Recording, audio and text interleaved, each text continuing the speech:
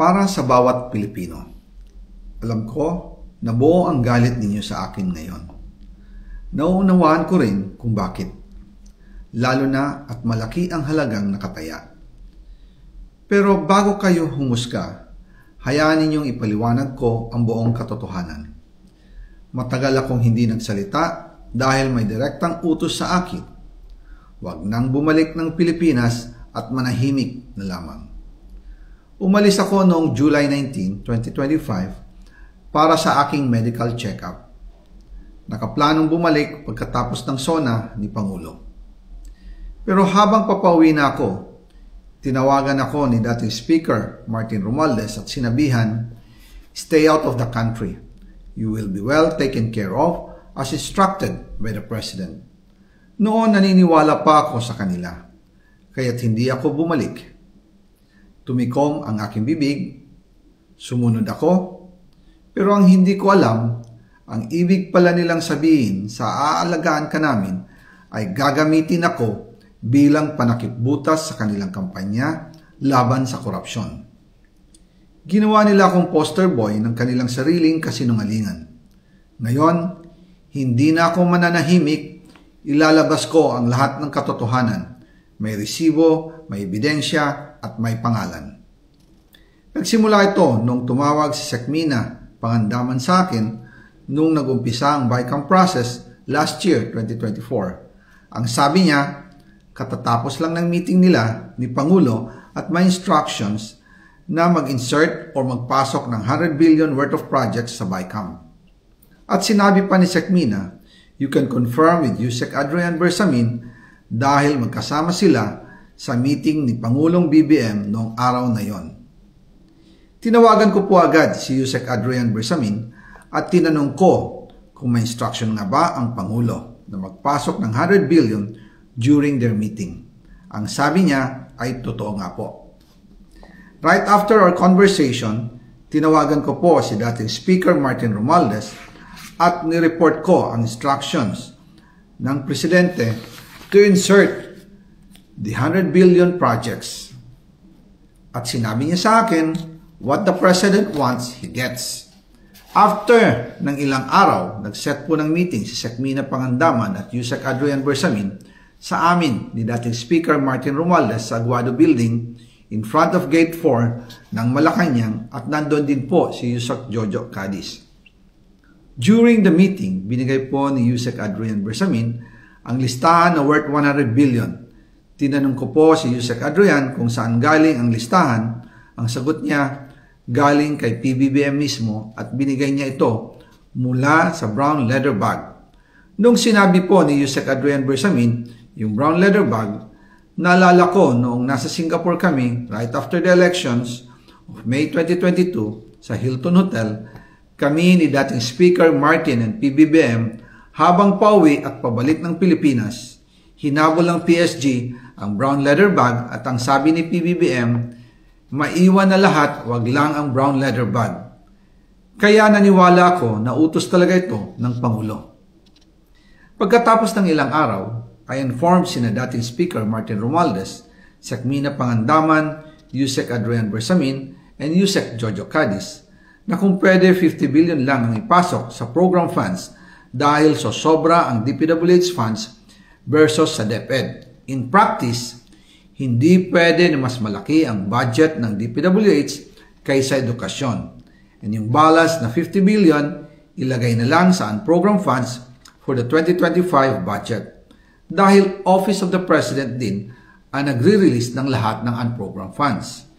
Pagkatapos ng isang araw, tinawagan ako ni Sekmina at sinabi ang mensahe ng Pangulo, ipasok ninyo yan dahil pinangako na sa akin ni Speaker Martin yan at hindi na pwedeng baguhin.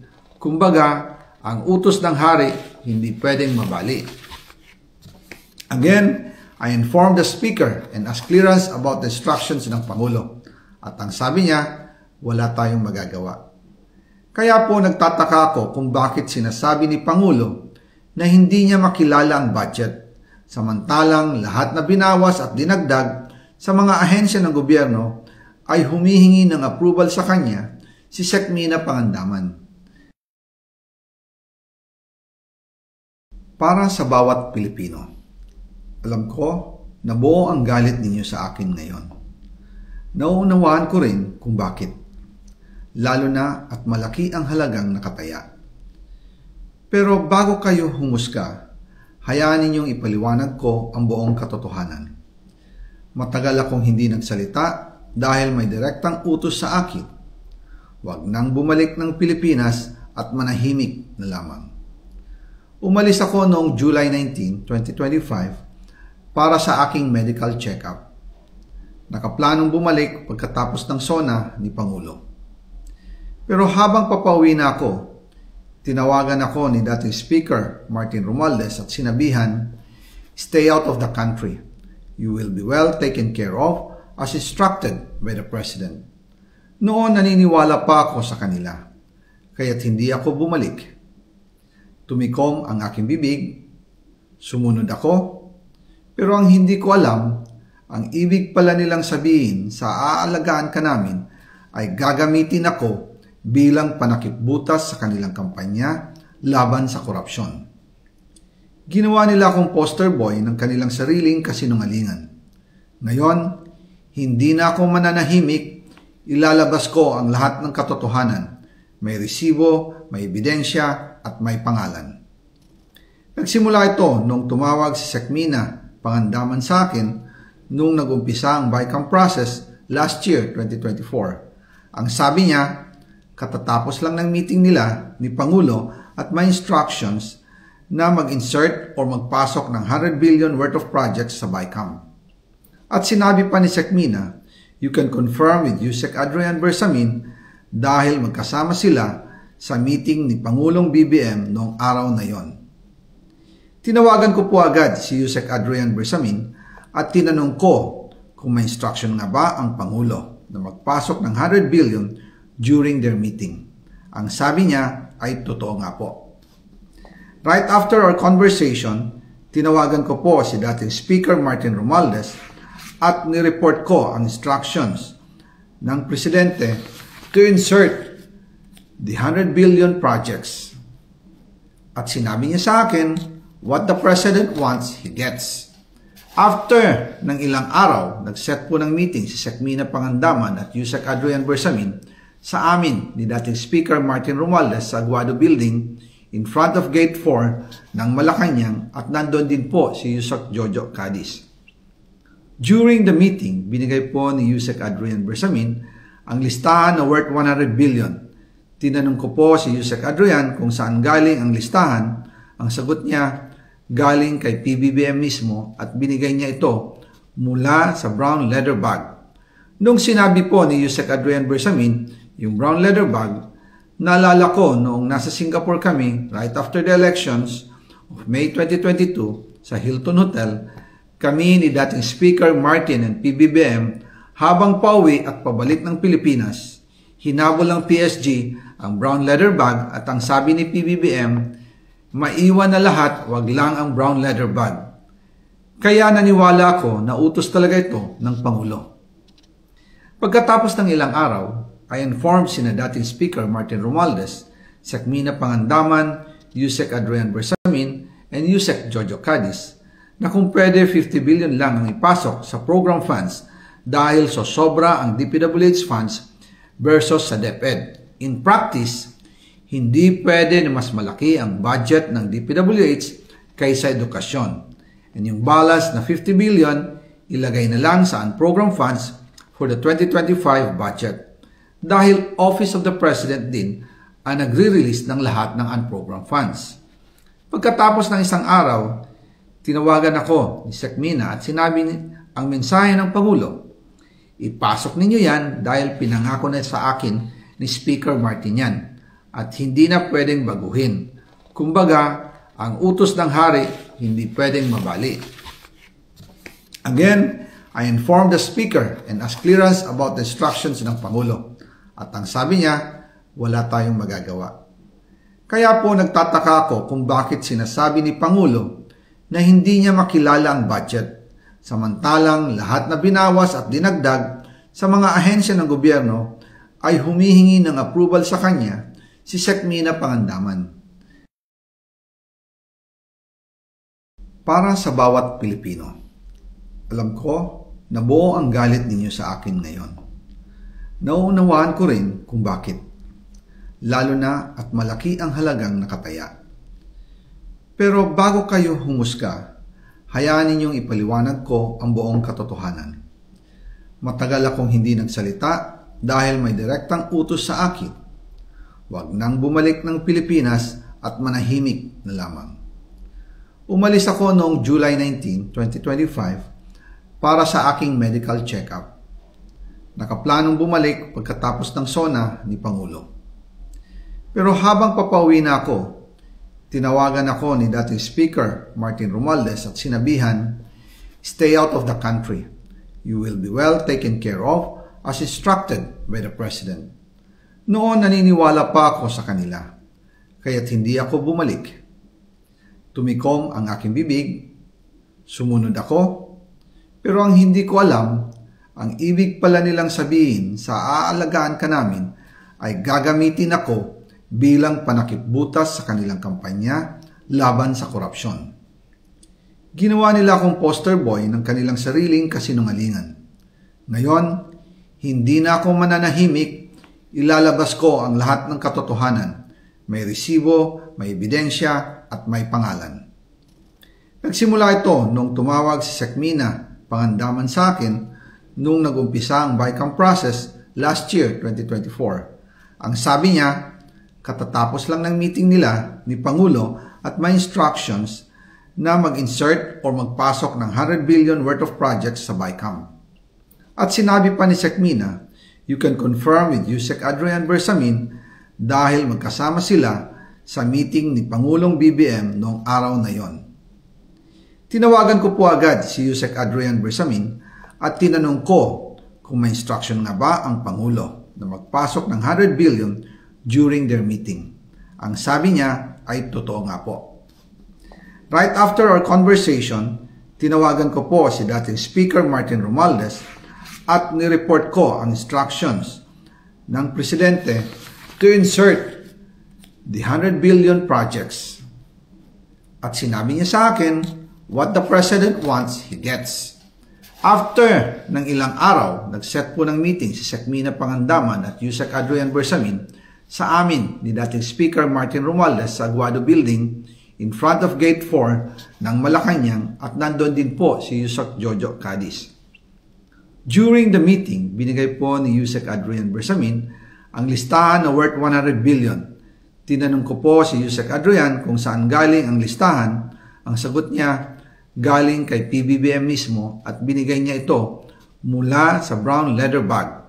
Nung sinabi po ni Yusek Adrian Bersamin yung brown leather bag, naalala ko noong nasa Singapore kami right after the elections of May 2022 sa Hilton Hotel, kami ni dating Speaker Martin and PBBM habang pauwi at pabalik ng Pilipinas, hinabol ng PSG ang brown leather bag at ang sabi ni PBBM, maiwan na lahat, wag lang ang brown leather bag.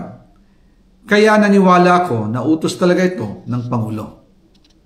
Pagkatapos ng ilang araw, I informed sina dating Speaker Martin Romualdez, Sekmina Pangandaman, Yusek Adrian Bersamin, and Yusek Jojo Cadiz na kung pwede 50 billion lang ang ipasok sa program funds dahil sobra ang DPWH funds versus sa DepEd. In practice, hindi pwede na mas malaki ang budget ng DPWH kaysa edukasyon. And yung balance na 50 billion, ilagay na lang sa unprogram funds for the 2025 budget. Dahil Office of the President din ang nagre-release ng lahat ng unprogram funds.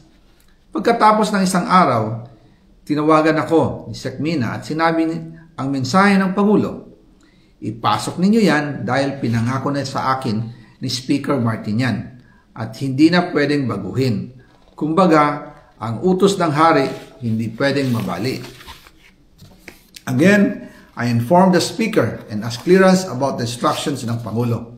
At ang sabi niya, wala tayong magagawa. Kaya po nagtataka ako kung bakit sinasabi ni Pangulo na hindi niya makilala ang budget. Samantalang lahat na binawas at dinagdag sa mga ahensya ng gobyerno ay humihingi ng approval sa kanya si Sekmina Pangandaman. Para sa bawat Pilipino, alam ko na buo ang galit ninyo sa akin ngayon. Nauunawaan ko rin kung bakit, lalo na at malaki ang halagang nakataya. Pero bago kayo humusga, hayaan ninyong ipaliwanag ko ang buong katotohanan. Matagal akong hindi nagsalita dahil may direktang utos sa akin. Huwag nang bumalik ng Pilipinas at manahimik na lamang. Umalis ako noong July 19, 2025 para sa aking medical check-up. Nakaplanong bumalik pagkatapos ng SONA ni Pangulo. Pero habang papauwi na ako, tinawagan ako ni dating Speaker Martin Romualdez at sinabihan, "Stay out of the country. You will be well taken care of as instructed by the President." Noon naniniwala pa ako sa kanila, kaya't hindi ako bumalik. Tumikom ang aking bibig, sumunod ako, pero ang hindi ko alam, ang ibig pala nilang sabihin sa aalagaan ka namin ay gagamitin ako bilang panakipbutas sa kanilang kampanya laban sa korupsyon. Ginawa nila akong poster boy ng kanilang sariling kasinungalingan. Ngayon, hindi na ako mananahimik, ilalabas ko ang lahat ng katotohanan. May resibo, may ebidensya, at may pangalan. Nagsimula ito nung tumawag si Sekmina Pangandaman sa akin nung nagumpisa ang BICAM process last year, 2024. Ang sabi niya, katatapos lang ng meeting nila ni Pangulo at may instructions na mag-insert o magpasok ng 100 billion worth of projects sa BICAM. At sinabi pa ni Sekmina, you can confirm with Yusek Adrian Bersamin dahil magkasama sila sa meeting ni Pangulong BBM noong araw na yon. Tinawagan ko po agad si Yusek Adrian Bersamin at tinanong ko kung may instruction nga ba ang Pangulo na magpasok ng 100 billion during their meeting. Ang sabi niya ay totoo nga po. Right after our conversation, tinawagan ko po si dating Speaker Martin Romualdez at nireport ko ang instructions ng Presidente to insert the 100 billion projects. At sinabi niya sa akin, what the President wants, he gets. After ng ilang araw, nag-set po ng meeting si Sekmina Pangandaman at Yusek Adrian Bersamin sa amin ni dating Speaker Martin Romualdez sa Aguado Building in front of Gate 4 ng Malacanang at nandun din po si Yusek Jojo Cadiz. During the meeting, binigay po ni Yusek Adrian Bersamin ang listahan na worth 100 billion. Tinanong ko po si Yusek Adrian kung saan galing ang listahan. Ang sagot niya, galing kay PBBM mismo at binigay niya ito mula sa brown leather bag. Nung sinabi po ni Yusek Adrian Bersamin yung brown leather bag, naalala ko noong nasa Singapore kami right after the elections of May 2022 sa Hilton Hotel, kami ni dating Speaker Martin and PBBM habang pauwi at pabalik ng Pilipinas, hinabol ng PSG ang brown leather bag at ang sabi ni PBBM, maiwan na lahat, wag lang ang brown leather bag. Kaya naniwala ako na utos talaga ito ng Pangulo. Pagkatapos ng ilang araw, I informed sina dating Speaker Martin Romualdez, Sekmina Pangandaman, Yusek Adrian Bersamin, and Yusek Jojo Cadiz na kung pwede 50 billion lang ang ipasok sa program funds dahil so sobra ang DPWH funds versus sa DepEd. In practice, hindi pwede na mas malaki ang budget ng DPWH kaysa edukasyon. And yung balance na 50 billion, ilagay na lang sa unprogram funds for the 2025 budget. Dahil Office of the President din ang nagre-release ng lahat ng unprogram funds. Pagkatapos ng isang araw, tinawagan ako ni Sekmina at sinabi ang mensahe ng Pangulo. Ipasok ninyo yan dahil pinangako na sa akin ni Speaker Martin yan at hindi na pwedeng baguhin. Kumbaga, ang utos ng hari hindi pwedeng mabali. Again, I informed the Speaker and asked clearance about the instructions ng Pangulo. At ang sabi niya, wala tayong magagawa. Kaya po nagtataka ako kung bakit sinasabi ni Pangulo na hindi niya makilala ang budget. Samantalang lahat na binawas at dinagdag sa mga ahensya ng gobyerno ay humihingi ng approval sa kanya si Sekmina Pangandaman.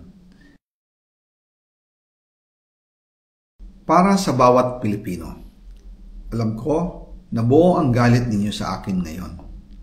Nauunawaan ko rin kung bakit, lalo na at malaki ang halagang nakataya. Pero bago kayo humusga, hayaan ninyong ipaliwanag ko ang buong katotohanan. Matagal akong hindi nagsalita dahil may direktang utos sa akin. Huwag nang bumalik ng Pilipinas at manahimik na lamang. Umalis ako noong July 19, 2025 para sa aking medical check-up. Nakaplanong bumalik pagkatapos ng SONA ni Pangulo. Pero habang papauwi na ako, tinawagan ako ni dating Speaker Martin Romualdez at sinabihan, "Stay out of the country. You will be well taken care of as instructed by the President." Noon naniniwala pa ako sa kanila, kaya't hindi ako bumalik. Tumikom ang aking bibig, sumunod ako, pero ang hindi ko alam, ang ibig pala nilang sabihin sa aalagaan ka namin ay gagamitin ako bilang panakipbutas sa kanilang kampanya laban sa korupsyon. Ginawa nila akong poster boy ng kanilang sariling kasinungalingan. Ngayon, hindi na ako mananahimik, ilalabas ko ang lahat ng katotohanan. May resibo, may ebidensya, at may pangalan. Nagsimula ito nung tumawag si Sekmina Pangandaman sa akin nung nag-umpisa ang BICAM process last year, 2024. Ang sabi niya, katatapos lang ng meeting nila ni Pangulo at may instructions na mag-insert o magpasok ng 100 billion worth of projects sa BICAM. At sinabi pa ni Sekmina, you can confirm with Yusek Adrian Bersamin dahil magkasama sila sa meeting ni Pangulong BBM noong araw na yon. Tinawagan ko po agad si Yusek Adrian Bersamin at tinanong ko kung may instruction nga ba ang Pangulo na magpasok ng 100 billion during their meeting. Ang sabi niya ay totoo nga po. Right after our conversation, tinawagan ko po si dating Speaker Martin Romualdez at nireport ko ang instructions ng Presidente to insert the 100 billion projects. At sinabi niya sa akin, what the President wants, he gets. After ng ilang araw, nag-set po ng meeting si Sekmina Pangandaman at Yusek Adrian Bersamin sa amin ni dating Speaker Martin Romualdez sa Aguado Building in front of Gate 4 ng Malacanang at nandun din po si Yusek Jojo Cadiz. During the meeting, binigay po ni Yusek Adrian Bersamin ang listahan na worth 100 billion. Tinanong ko po si Yusek Adrian kung saan galing ang listahan. Ang sagot niya, galing kay PBBM mismo at binigay niya ito mula sa brown leather bag. Nung sinabi po ni Yusek Adrian Bersamin yung brown leather bag, naalala ko noong nasa Singapore kami right after the elections of May 2022 sa Hilton Hotel, kami ni dating Speaker Martin and PBBM habang pauwi at pabalik ng Pilipinas, hinabol ng PSG ang brown leather bag at ang sabi ni PBBM, maiwan na lahat, wag lang ang brown leather bag. Kaya naniwala ako na utos talaga ito ng Pangulo. Pagkatapos ng ilang araw, I informed sina dating Speaker Martin Romualdez, Sekmina Pangandaman, Yusek Adrian Bersamin, and Yusek Jojo Cadiz na kung pwede 50 billion lang ang ipasok sa program funds dahil so sobra ang DPWH funds versus sa DepEd. In practice, hindi pwede na mas malaki ang budget ng DPWH kaysa edukasyon. And yung balance na 50 billion, ilagay na lang sa unprogrammed funds for the 2025 budget. Dahil Office of the President din ang nagre-release ng lahat ng unprogrammed funds. Pagkatapos ng isang araw, tinawagan ako ni Sekmina at sinabi ang mensahe ng Pangulo, ipasok ninyo yan dahil pinangako na sa akin ni Speaker Martin yan at hindi na pwedeng baguhin. Kumbaga, ang utos ng hari hindi pwedeng mabali. Again, I informed the Speaker and asked clearance about the instructions ng Pangulo. At ang sabi niya, wala tayong magagawa. Kaya po nagtataka ako kung bakit sinasabi ni Pangulo na hindi niya makilala ang budget, samantalang lahat na binawas at dinagdag sa mga ahensya ng gobyerno ay humihingi ng approval sa kanya si Sekmina Pangandaman. Para sa bawat Pilipino, alam ko na buo ang galit ninyo sa akin ngayon. Nauunawaan ko rin kung bakit, lalo na at malaki ang halagang nakataya. Pero bago kayo humusga, hayaan ninyong ipaliwanag ko ang buong katotohanan. Matagal akong hindi nagsalita dahil may direktang utos sa akin. Huwag nang bumalik ng Pilipinas at manahimik na lamang. Umalis ako noong July 19, 2025 para sa aking medical check-up. Nakaplanong bumalik pagkatapos ng SONA ni Pangulo. Pero habang papauwi na ako, tinawagan ako ni dating Speaker Martin Romualdez at sinabihan, "Stay out of the country. You will be well taken care of as instructed by the President." Noon naniniwala pa ako sa kanila, kaya't hindi ako bumalik. Tumikom ang aking bibig, sumunod ako, pero ang hindi ko alam, ang ibig pala nilang sabihin sa aalagaan ka namin ay gagamitin ako bilang panakipbutas sa kanilang kampanya laban sa korupsyon. Ginawa nila akong poster boy ng kanilang sariling kasinungalingan. Ngayon, hindi na ako mananahimik, ilalabas ko ang lahat ng katotohanan. May resibo, may ebidensya, at may pangalan.